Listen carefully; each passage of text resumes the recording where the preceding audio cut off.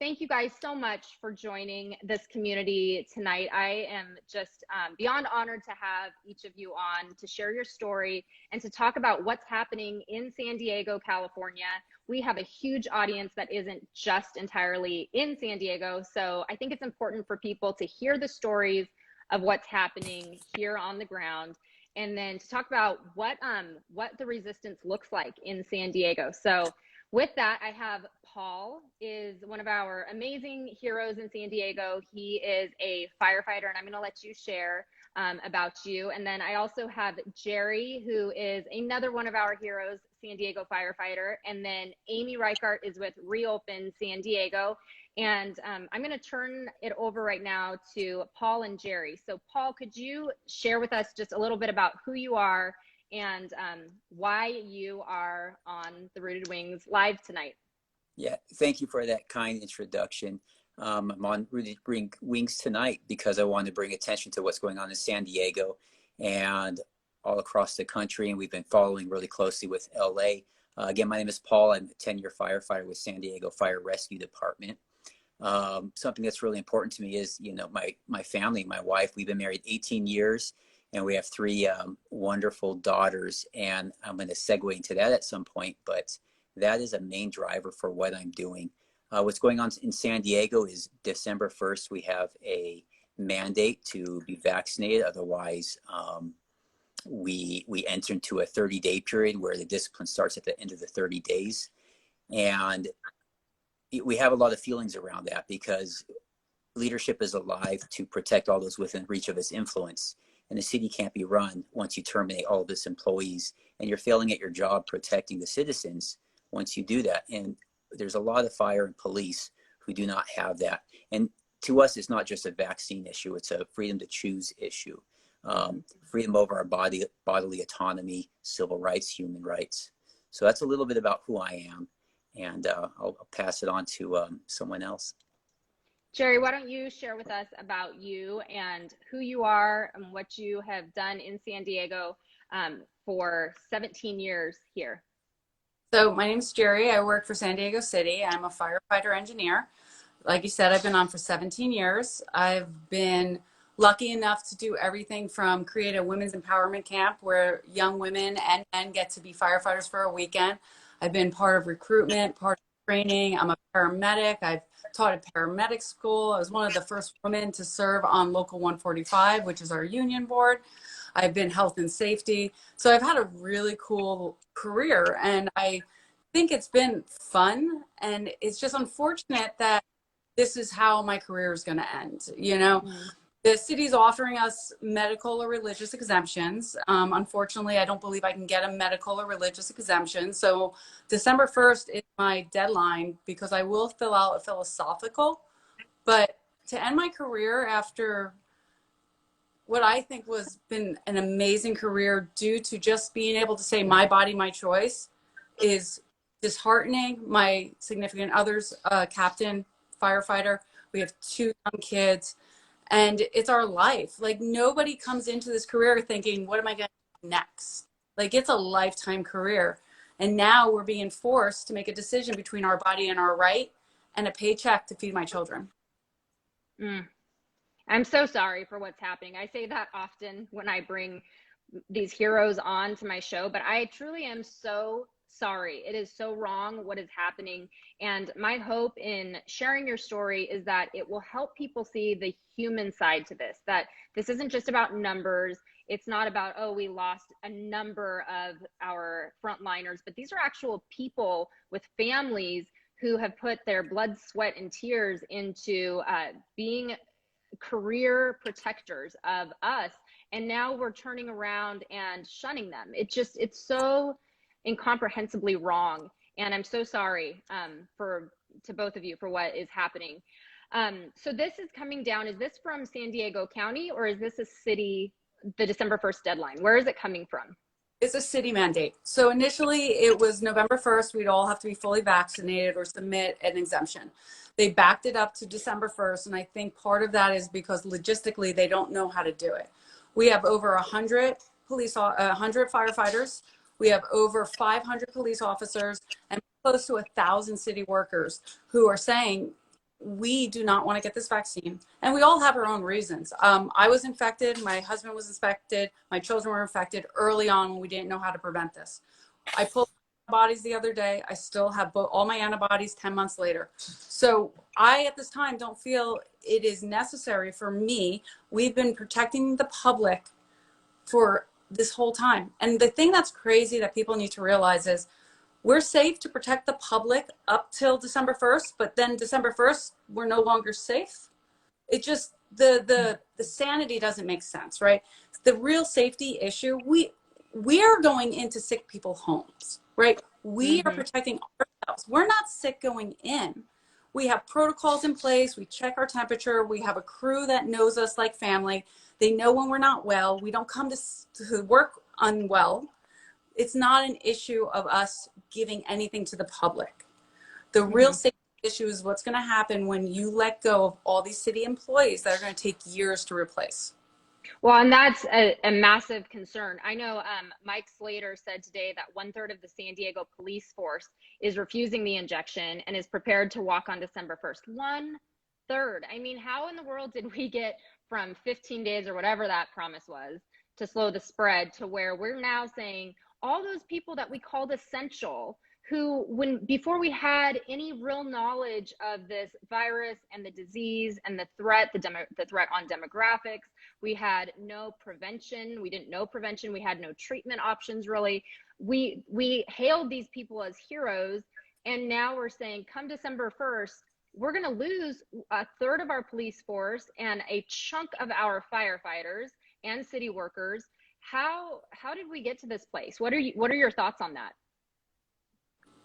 Yeah, you know, I don't know how we got to this place, but what I'm thinking as you're talking, I'm thinking about, you know, take 15 days to flatten the curve.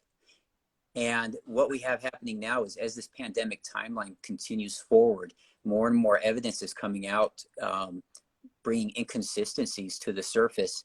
And these inconsistencies really create suspicion in the implementation of this and the reasoning for it.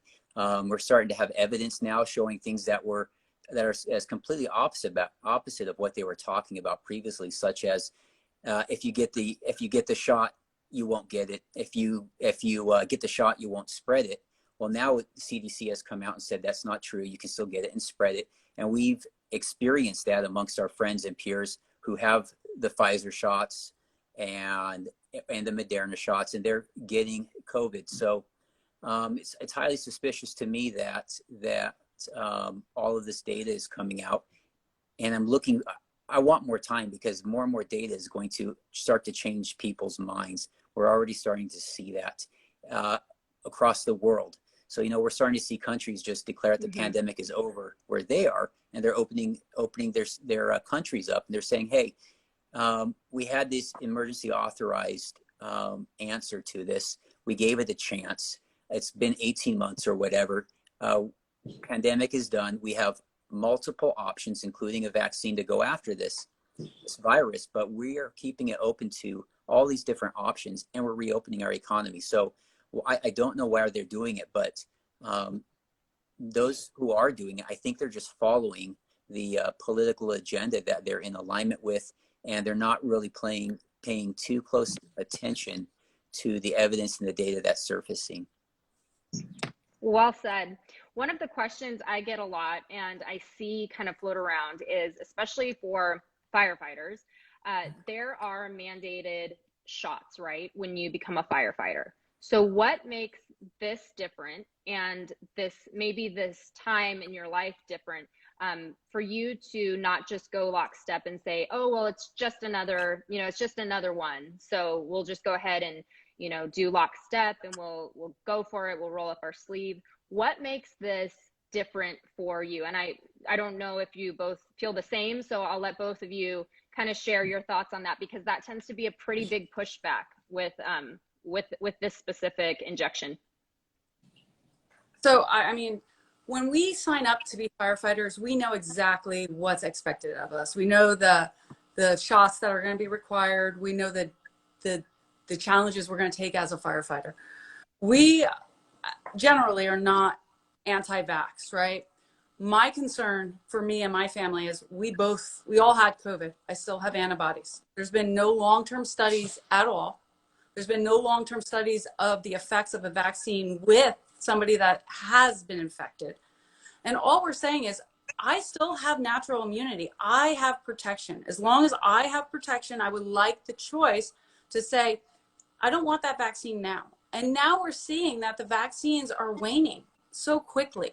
And there's fire departments that have already said that we're going to follow CDC guidelines and that boosters are now fully effective. And you're not vaccinated unless you're boosted. 1, 2, 3. How many times? This is a really slippery slope. When you sign up for a job, you have a certain expectation. The fact that they're changing the rules on an emergency authorization really concerns us firefighter, cops, and city workers, because when's it going to stop? And is it truly about safety? Because more than half of the fire department and the city, all the COVID cases last month, there was just an article that said they're fully vaccinated. So why are you forcing individuals that have natural immunity, that have religious and medical exemptions, why are you coercing them to get a vaccine that is not going to protect the public? Well said. What about you, Paul? Yeah, that's a really good question. You're making me think about it. And although it's true that I don't remember the last time I had a vaccine, but it's not because, I don't want to even get into the, pro-vaccine, anti-vaccine, because for me, it's all about, and for San Diego Firefighters for Freedom and all of our chapters around the country, it's all about pursuing and supporting our constitutional rights and freedoms. So this is something I was thinking about in April 2020 when I had an interview. And I said on the interview that I said, we have this pandemic, and it's a huge piece of momentum that policymakers can use to push whatever policies they're going after right now. And when something arises in life and it's motivated and backed by fear and hastiness, for me, that's when I try to apply a little common sense in my life and say, well, let's just take a time out. Let's take a pause and really determine what is going on with this. Fear, on the seat of every decision, you have one of two emotions. There's fear or love, I believe. And when fear is sitting on that seat, I try to just take a pause and get down to the roots of what's happening. And a year and a half ago, this didn't make sense to me. It didn't make sense that there was such a strong push for something that's supposedly never happened before, or at least it was portrayed as something that was so incredible that we have to take massive, hasty decisions backed by fear. And that was inconsistent from anything I've ever done before. So that's why I initially just paused and said, wait a minute, what's really going on here? And so I decided to get really tuned into what was happening and let some more information come. I'm a healthy person, my family's healthy, and never in the history of our lives have we been in a situation where we were in a place where, hey, we're going to be overcome by this pandemic or this plague or something else of biblical proportions that we are totally unprepared to face, when the reality is we are more prepared to face things in society today than we ever have been. I used to be on the hazmat team with San Diego, and when Ebola broke out in Africa, we were preparing here with all sorts of measures, and even that wasn't as hasty as this. So thinking back to that, none of it made sense to me. Well, and when things don't make sense, it makes critical thinkers think a little deeper. And Yes. when the surface answers aren't answering the deeper questions, then I always say then there's something else out there that does answer it. And I think that is a common frustration right now, is what is it? Because nothing's making sense. It doesn't add up. It doesn't add up that if this is for your safety and for your health, then as a community of people, why are we getting rid of all of these frontline workers who were so valuable a year ago? It doesn't make sense unless there's something else in the background that does make sense. And that's an uncomfortable position to be in, especially when, based on what they're telling you, they're saying, now go in and get this shot or you lose your job. Let's talk a little bit about informed consent versus coercion, especially as frontline workers, both of you are. When we keep hearing, well, they have a choice, it sounds a whole lot like coercion. So can you guys talk about the difference between coercion and informed consent when it comes to this mandate and what we are seeing happening here across California and in other states? What are we seeing? Are we seeing choice or are we seeing coercion? Well, I don't. the word informed alone, you know, it implies that there is information to be gathered and to be seen. And to have informed consent, we need more information. And as the more information comes out, it starts to show all these inconsistencies, just like what you pointed to. So I think we need more time to get information to give our consent, and to force this ahead of that, being backed by fear. It's not informed consent. That's when it becomes coercion, and coercion when you're being threatened with your job, and especially a career like we have, which is very hard to get into, and you plan on being in for 20 to 30 years and maybe even longer. And by the end of that career, it's time to get out if you're still in operations, because your body is physically, you don't want the physically broken firefighter with the hips, knees, back, shoulders, and neck, because those are the usual injuries that we have. And sometime as we get closer to retirement, we usually start getting those all tuned up on the operating table. So threatening us with termination, that's coercion. That removes our choice. It removes our freedom to choose what is best for us and our families. And it puts our communities that we serve and protect and really love serving and protecting, because we care about them. I love interacting with people when we go shopping at Vaughn's and they say, "Hi, how are you doing?" And I say, "We're doing great, and I'm so happy that we get to serve you." But being coerced out of our opportunity to protect the citizens is very dangerous. And I'm thinking about July of 2010 right now, because I was waiting to become a firefighter. I had gone through the academy, but at that time we had a hiring freeze in San Diego, and we browned out. That's what we call it when we shut down fire engines. So during that time, we shut down fire engines. We called it a brown out. And there were two significant events that I noticed and I read up on when I was a reserve up in Valley Center, waiting to come on with San Diego, waiting for the brownouts to end so they could start hiring again. And I'm not going to go into too much detail because it's very sad, and I don't want the families to be potentially listening. But there were two deaths in the city, and one, our then fire chief came out and said that the brownouts did have an effect on the death of this individual. And if we let go fire and police again, it's going to have effect on the citizens of San Diego. And that is not right. It is not protecting the people we care about. And I am deeply concerned about that. I'm deeply concerned as well. And we're seeing it happen up in LA. We're seeing it, Beverly Hills, one of the firefighters I'm in touch with, he's constantly updating on the short staffing. They have clean and unclean vehicles that go out in LA, up in Beverly Hills, and just the wait times, that they can't respond because they don't have the proper staffing on the quote clean trucks, and the unclean trucks can't be used. And it's just absolute madness. It's so obviously wrong what we are doing. It doesn't make sense scientifically. It doesn't make sense logically, or even in the sense of like protecting the people. None of it makes sense. None of it makes sense.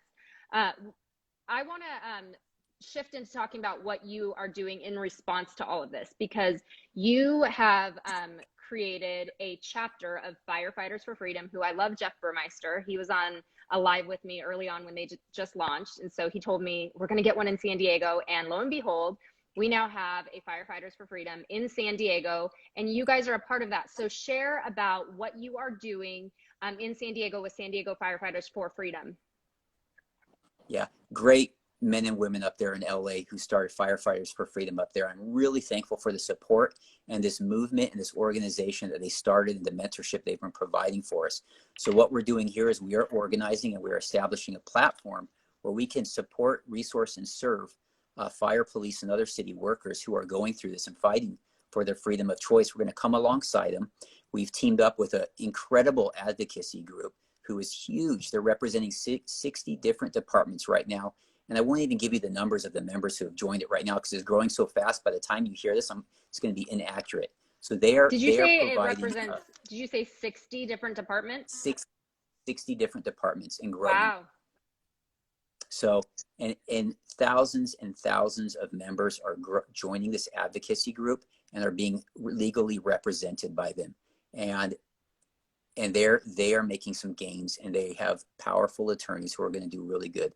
So we started San Diego Firefighters for Freedom to organize down here, to partner with our brothers and sisters up there and across the country, because we're growing and we've already spread across the country. There's already other chapters starting, and we're fighting for their constitutional rights. And something I believe and we believe is we do not want to leave a legacy of freedom less than what we had and have right now to our children. So we're fighting for our children and the generations to come, so that we give them the same opportunities and the same legacy of freedom in this country that we had. Yeah, I love that.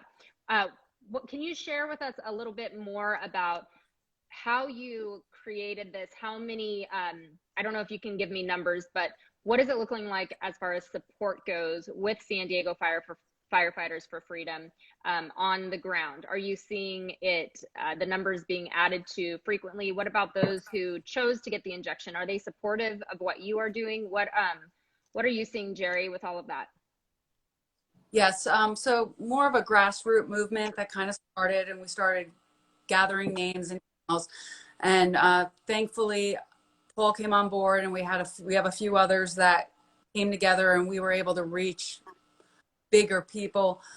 We now have MA, we have PD, we have fire, and we're exponentially growing. I have many individuals that were okay with the first round of shots because they wanted to travel, or they just at the time were like, I'm going to get driven down there on a fire engine. They're going to ask me to get the shot. I'm just going to do it and move on with my life.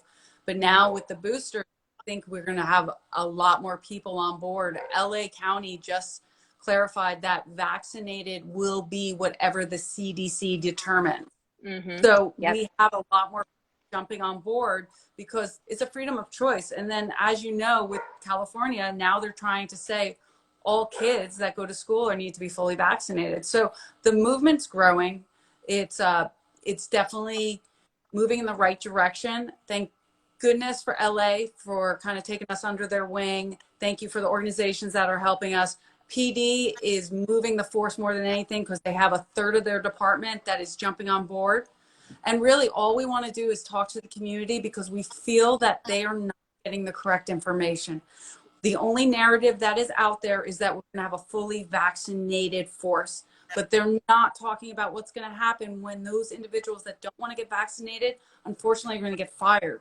They're leaving a huge part of the story out. And that's what we really need to get to people is everyone that cares about your safety in the community needs to contact Todd, Gloria, needs to contact the fire chief, needs to contact the police chief, needs to contact city council and let them know that everything that's coming out is saying that vaccinated or not, you still can transmit and you can still get. So why are you going to put all these firefighters, cops, and city workers fired, cost the city hundreds of thousands of dollars in lawsuits, paying out pensions, paying out 401ks? Economically, it makes absolutely no sense.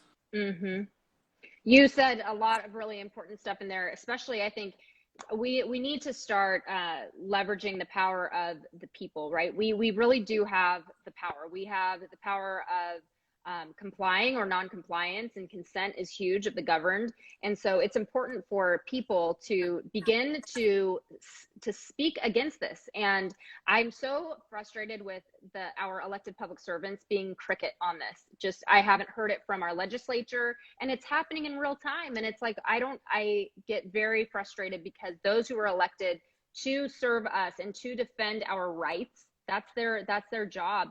They aren't speaking against this. So it's going to come down to the people. Like you said, the people are going to have to get really comfortable being uncomfortable now. And even if it doesn't affect you in the sense that it's targeting you, you're just a private citizen, it does affect you when the world around you is crumbling. And like you said, we might have a fully injected firefighting, what do you call it, team staff, but how many have we lost in order to hit that? Those are the important details that we need to realize, and we need to start actively speaking against. So this is a great pivot point to bring in Amy, because Amy, you are doing that work. You are engaging the community, and you have something really special planned tomorrow for those of you who are watching or listening live. Why don't you share what you're doing? My name's Amy. I'm with Reopen San Diego, and myself and co-founder Allie Hartman. She's watching. I saw you, Allie. We actually started as a group of moms and dads, and we had kids who'd been trapped in front of screens for months. And we took a Facebook group and said, let's meet in person. And so we literally started meeting on the lawn, first at Liberty Station, appropriate, Liberty, and then Balboa Park. And as we started processing what the lockdowns were doing to us, we actually started building friendships and connections. So many people have lost connections and community and friendships through the past 18 months. And we actually started getting involved, and we had our very first rally 11 months ago when Gavin Newsom put us in the purple tier for the very first time. Everybody remember the color-coded tyranny system? So that was our first rally. And then we had freedom markets where people could actually have small business booths and support them through the lockdowns. We had speakeasies, we had comedy nights. We were just defying Gavin Newsom every way we possibly could. I love it. But we've been very active also at the Board of Supervisors, as well as other groups too that are active in San Diego County. It's great. And one of the things we said at the last County Board of Supervisors meetings to Nathan Fletcher was, you know what? Every time you sucker punch us, we are going to punch back with whistleblowers. And so we put the word out. And a couple weeks ago now, a group of law enforcement, San Diego Police Department and their spouses, firefighters and their spouses, lifeguards and their spouses actually approached us and said, you know what? We've never done a press conference before. Would Reopen San Diego organize one for us? And we were just blown away. We're like, oh my gosh, you guys protect and serve us. We would be happy to serve you. And so we've been having secret Zoom meetings, planning tomorrow's press conference. And it will be tomorrow at San Diego City Hall. That's Friday, October 22nd at 3:30. And let me just say it again, San Diego City Hall. We normally meet down at the waterfront, but this one's going to be at City Hall. That's 1200 Third Avenue. If everybody knows where the Civic Center Plaza is, there's plenty of parking. And here's what you can expect. There's probably going to be about 1,000 people there or more. And you're going to hear from San Diego Police Department spouses. You're going to hear from San Diego Police Department kids, right? They're going to tell their stories. Firefighters, their spouses, lifeguards, their spouses. And it's going to be, you know what, Mayor Todd, Gloria? No, we're saying no, you cannot fire us. You cannot fire our protectors on December 1st, 3 weeks before Christmas. So that's why the name of the press conference is Protect the Protectors. So we encourage everybody to come on out. Something very special that police officers and firefighters are going to do is they are going to bring their work boots. And so far we have 200, that's 200 pairs of boots that will be on display to symbolize if they are fired by the city, we will have empty boots and an unprotected city. So I'm just inviting everybody, please go to reopensd.org to sign up for our newsletter. That's www.reopensd.org. And we are here on Instagram too, as well, at Reopen San Diego. And Jerry, I know you through this, and Paul through this. We've had many conversations on the phone. Thank you so much for your bravery and your courage. And Britt, I mean, I just remember hearing about you. Oh my gosh, Rooted Wings on Instagram. Did you see what she's posting?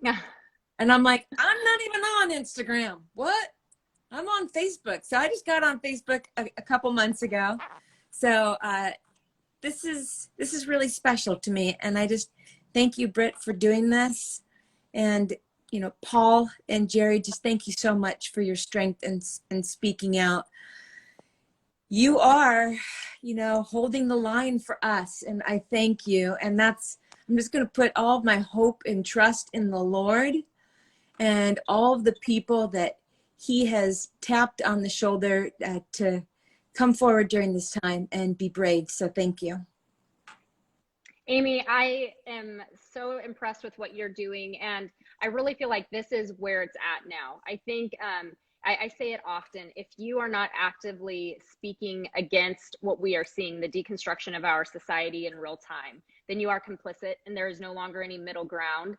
And what you are doing in mobilizing the public to protect our protectors is so necessary right now. And this should be something that goes viral, in the sense that I want to see this replicated all throughout California and all the way across our country. This is how we behave as free citizens against tyrants who are drunk on power that is not theirs. It's going to take everyone stepping in. And even if it's not you that's under attack personally, it's our brothers, it's our sisters, it's our freedom, it's our country. It's like Paul said, it's for the next generation. The time is now for us to step in and to protect those who are in the line of fire.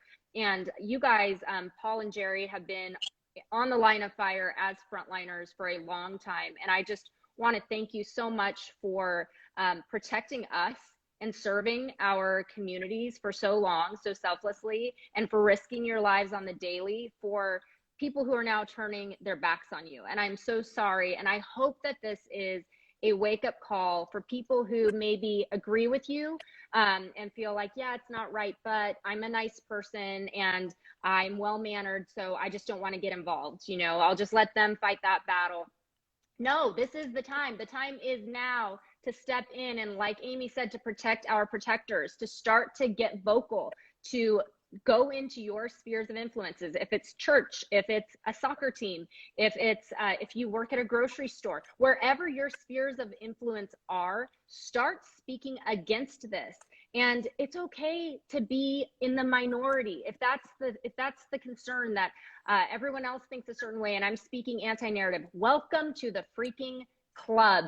That's where it's at now. And you know, as you start to speak, you'll realize that we aren't the minority. There are millions of us, but so many have bit their tongue because they're concerned about what others are going to think, or that it's going to paint a target on your back. The target's already drawn, and the target hasn't been drawn on your back yet. It's coming, and it's going to come at rapid pace if you don't now step in and engage against this madness that's happening. So Amy, thank you so much for leveraging the community to do what's right and to be on the right side of history. And Jerry and Paul, I just want to honor you both and thank you so much for what you are doing in creating this San Diego Firefighters for Freedom, and for truly holding the line and standing against this. Before we leave, I want to give all of you an opportunity to close us out just with some encouragement and to also just light a fire underneath people. So Jerry, I'll start with you. Why don't you give us just kind of your last words of fire for, no pun intended, fire for the community who's going to be watching this on YouTube, Rumble, listening on Spotify. We're going to reach thousands with this. So what would you like to share? I challenge everyone to have a little compassion in this time. Everyone makes decisions based on medical choices for what's going on in their lives. And those choices shouldn't come at the livelihood of our jobs and putting food on the table.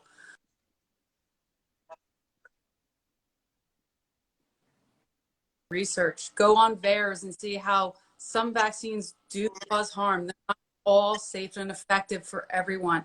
I challenge you to go outside your comfort zone and call Todd Gloria, 619-236-6330, and let him know and ask him, what's your plan when you fire all these firefighters, police officers, and city workers?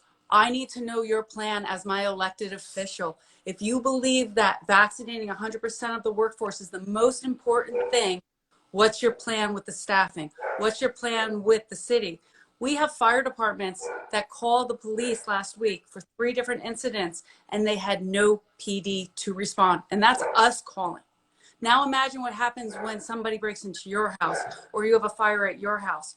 Where do you really going to hold the line at your home and say, are you vaccinated? Or are you going to ask and plead for a police officer and firefighter in full PPE to come and save you?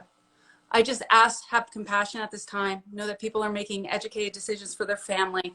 And we, at this time, after being heroes for the last 18 months, we don't want to be zeros. We want to continue to support, protect, and do the job that we have been trained to do for you. Thank you, Jerry. Paul? Yeah, there's 3 groups I want to honor, and I want to recognize that something when you're the people in the comments said they mentioned those who already have received the shot, and I just want to honor all the individuals who immediately, those who received the shot. I want to honor you for signing up for this lawsuit that we're entering into, even though you've already received the shot. I honor your decision to support us and also your recognition of what's to come, and it's not just about receiving the shot, it's about our choice.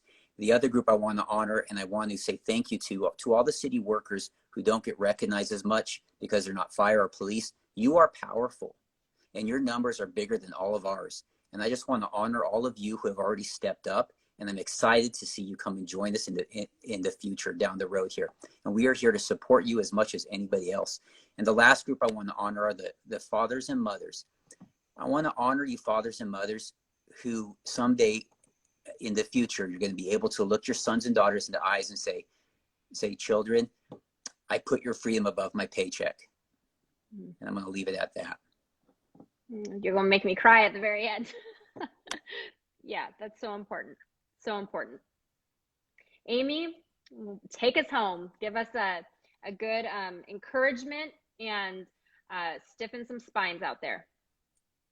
You know, I think one of the things that I've really seen and experienced myself is how the past 18 months have just torn apart friendships and even family members over some of the issues that we've been talking about tonight. And so if anybody is listening right now, I just want to reach out to you and I just want to encourage you that there is a community of like-minded people. You know, it's a safe community. Reopen San Diego. If you've never been to a press conference, you know, come out tomorrow and support the firefighters and the police and the lifeguards and the city workers. But here's what you're going to get in return. It's going to be transformative. When I first got involved in Reopen San Diego, I had no idea how it was going to transform me mentally, emotionally, spiritually, and even physically. Being able to speak truth in a world that is not listening and standing your ground, it'll change you for the good. I've lost 40 pounds, okay? I mean, I just feel like I am living what I'm supposed to be doing. This is my purpose. This is my calling. And I know that the people that are listening right now, you feel as passionately and strongly as all of us. And so I already know that people that are listening and watching, you are doing something. And thank you. Maybe some of the people that are watching and listening, you've been to a rally, you've been to a march, and you've been doing the hard work. And I just want to thank you for what you've been doing. And if you're listening and you haven't taken that first step yet to reach out, but you really want to, just know that there are opportunities. And again, I just want to invite you to go to reopensd.org. We actually have small groups. We have a hiking group. We have a yoga group. We have a healthcare workers group. We have a Teachers Against Mandates group. So right now, tonight, if you're feeling lonely, if you're feeling isolated because of what you believe, you can literally change that. Come out tomorrow, Support these great people, and I promise it'll be transformative. It will change you, and it'll change the world. I agree. And I say it a lot, but I truly believe that the awakening is in San Diego. And if we can win San Diego, if we can find our way home here and stand for what's right here, then we will begin that awakening that will then cross throughout our country and across oceans. I firmly believe that. That's why I'm fighting like I'm fighting. Jerry and Paul, can you let people know how they can support your efforts with San Diego Firefighters for Freedom, and how they can follow along your journey and find you, even also for city workers, police officers who may just now be hearing about you for the first time? Yeah, on Instagram, we're SD Firefighters #4Freedom. That's SD Firefighters #4Freedom. And there is a link similar to Linktree where you can go and you can donate to our advocacy group who is supporting us. I'll have that up within 5 minutes after we're off here. In addition to that, we have filed our paperwork to become a 501c3 nonprofit corporation, and we will have an operating account there where we will gather our donations and funds. And at this point, the majority of those funds are going to go to supporting our legal fees, and however else we determine is appropriate to support those who are in this fight with us and need that little extra something right now. So Instagram, SD Firefighters #4Freedom, and that's the best way to get a hold of us right now. Thank you all so much for joining this community and for sharing your story and for being the righteous resistance in this madness. I honor you, and I hope that many who are going to hear this and listen to it will be there tomorrow. And if they're in a different state or a different county, that they begin to push back like you guys are. You are, courage breeds courage, and you are courageous warriors. And I just, the story's not over yet. And I believe in redemption, and we are going to fight until redemption comes. And we are going to stand on the right side of history and put our flag there. So I'm standing with you. I'm proud to stand with you. I'm honored to fight to protect you as you've protected us for so many years in San Diego. And I just want to leave it at that. I really thank you for joining us and for what you're doing in San Diego. We will stay in touch and watch how this thing shakes down. And one more time before we leave, Jerry, give us the number for Todd Gloria, the mayor of San Diego. So 619-236-6330. If you can't get a hold of Todd Gloria, contact your city council, contact your fire department, contact your police department through a non-emergency number. Let them know your concerns in the city. It's the only way this is going to change. Thank you all so much. Thank you.